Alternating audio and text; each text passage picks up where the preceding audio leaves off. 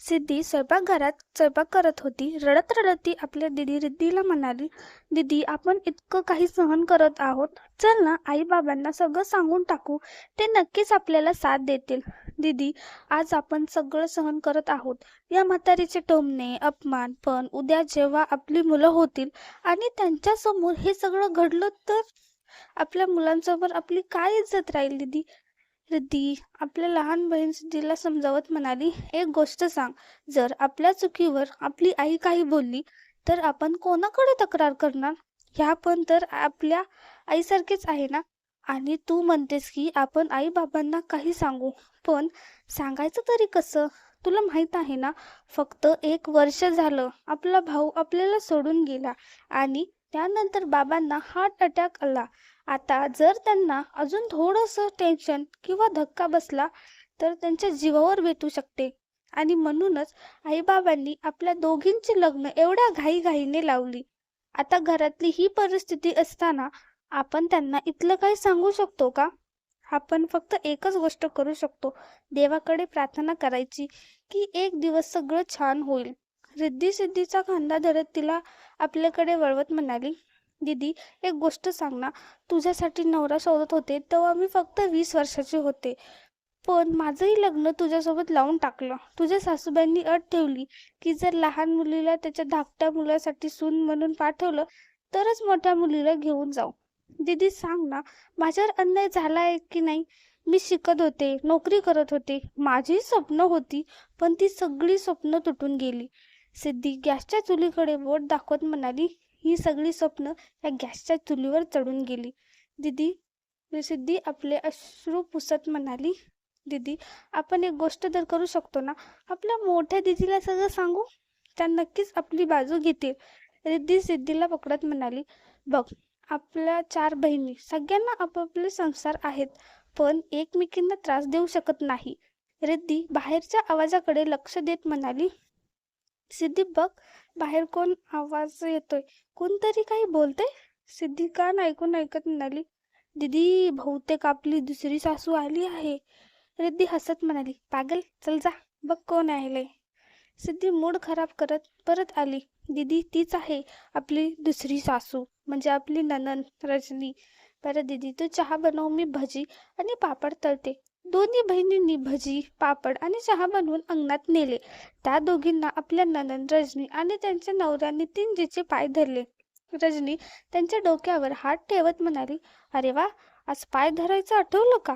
मला तर वाटलं होतं माहेरच्यांनी शिकवलंच नसेल की नणंद नंदोईचे पाय धरायचे. सिद्धी हळू आवाजात म्हणाली, दीदी टोमण्यांपेक्षा आशीर्वाद दिला असता तर जास्त बरं वाटलं असतं. तसं तर आम्ही आत किचनमध्ये काम करत होतो, म्हणून बाहेर यायला उशीर झाला. तुमच्यासाठी चहा आणि भजी बनवत होतो. रजनी चहा हातात घेत म्हणाली, आई बघतीयस ना, या महाराण्या काही सांगत नाहीत का? खूपच डोक्यावर घेतलंयच वाटतं.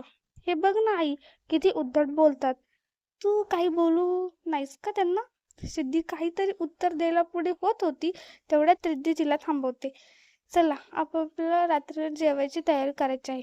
रिद्धी सिद्धीचा हात धरून तिला आत घेऊन जाते. स्वयंपाकघरात पोहोचल्यावर रिद्धी कांदे आणि चाकू पुढे ठेवते. हे चिर, पण बारीक हा. आणि ऐक, तू शांत बस शकत नाहीस का? का त्यांच्या बोलण्यावर प्रतिक्रिया देतेस? यांना संधीच का देतेस आपल्याला 4 गोष्टी सुनवायला?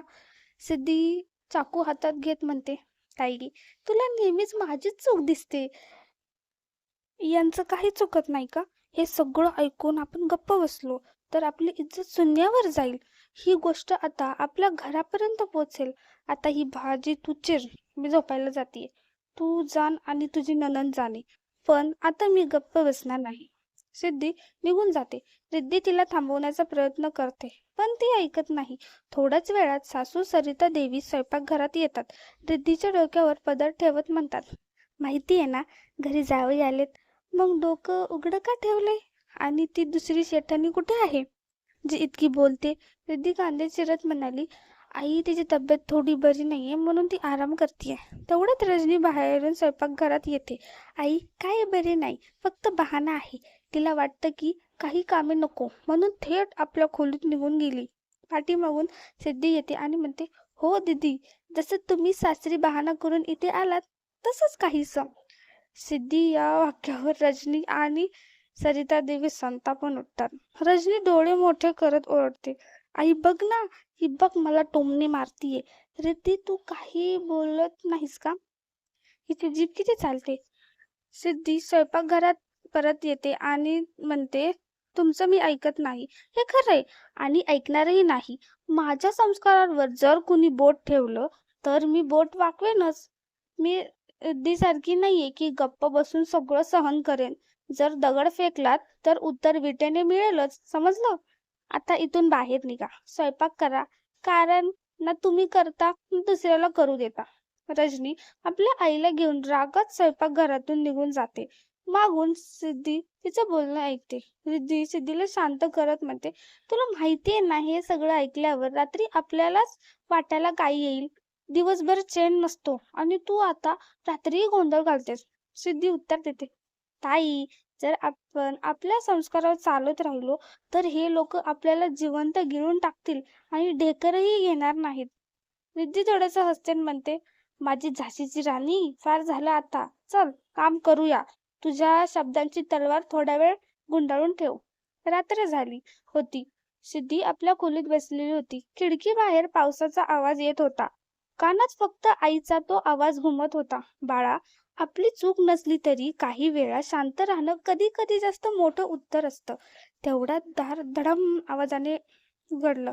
रोहित, रिद्धीचा नवरा, पूर्ण नशेत, डोकं फिरलेलं, त्याने आत येताच जोरात ओरडला, सगळीकडे माझी बदनामी करतेस, घरात नातेवाईकांसमोर मला बेइज्जत करून टाकतेस. रिद्धी शांत होती, काही बोलली नाही. रोहित रागाने तिचा हात पकडतो, बोल, आता गप्प का?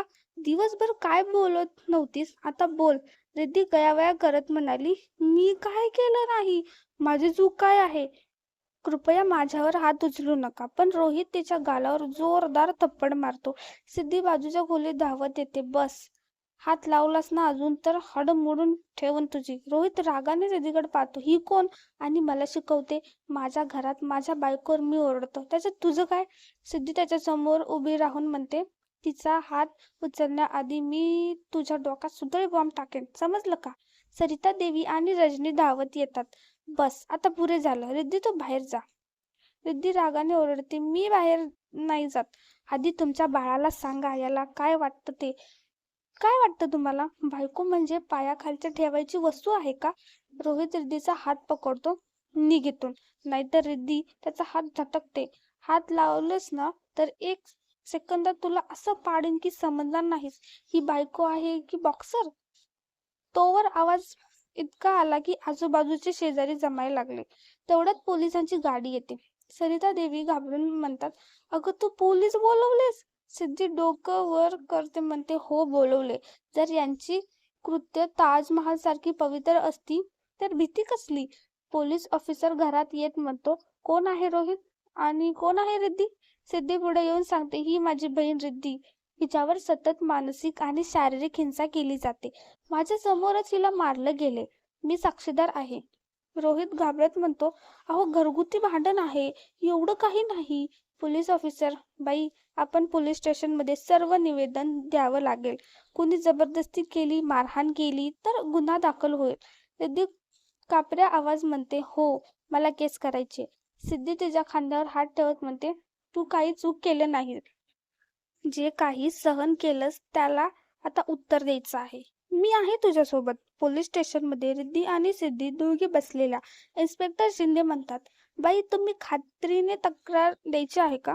कोर्टात तपास होईल आणि सासरच्या लोकांवर गुन्हा दाखल होईल. रिद्धी एक क्षण डोळे मिटून विचार करते आणि म्हणते, हो, जे घडलं त्याला काहीतरी शेवट तर पाहिजेच ना. सिद्धी हळूच तिचा हात धरते, मी तुझ्या सोबत आहे, घाबरू नकोस. 2 महिने नंतर कोर्टात न्यायाधीश समोर सगळं प्रकरण मांडलं जातं. रिद्धी ठाम स्वरात सांगते, मी या माणसाच्या घरी सासरी गेले, प्रेमाने संसार करू वाटलं, पण सतत टोमणे, मारहाण, अपमान, एकदा मला माणूस म्हणून वागवण्यात आलं नाही. न्यायाधीश विचारतात, तुम्हाला घटस्फोट हवा आहे का? रिद्धी, हो, कारण जे घर गृहस्थ म्हणून मी स्वीकारलं होतं ते फक्त नरक ठरलं. रोहित काहीच बोलला नाही. त्याचे वकील काहीतरी सांगण्याचा प्रयत्न करतात, पण रिद्धीने दाखवलेल्या पुराव्यांपुढे ते निष्फळ ठरतं. न्यायालय निर्णय देत. या प्रकरणात मानसिक व शारीरिक त्रास सिद्ध झाला आहे. म्हणून न्यायालय रिद्धी यांना घटस्फोट मंजूर करत आहे. तसेच आरोपी पतीला महिन्याला 15,000 रुपये निर्वाह भत्ता द्यावा लागेल. कोर्टाबाहेर रिद्धी आणि सिद्धी दोघी उभ्या.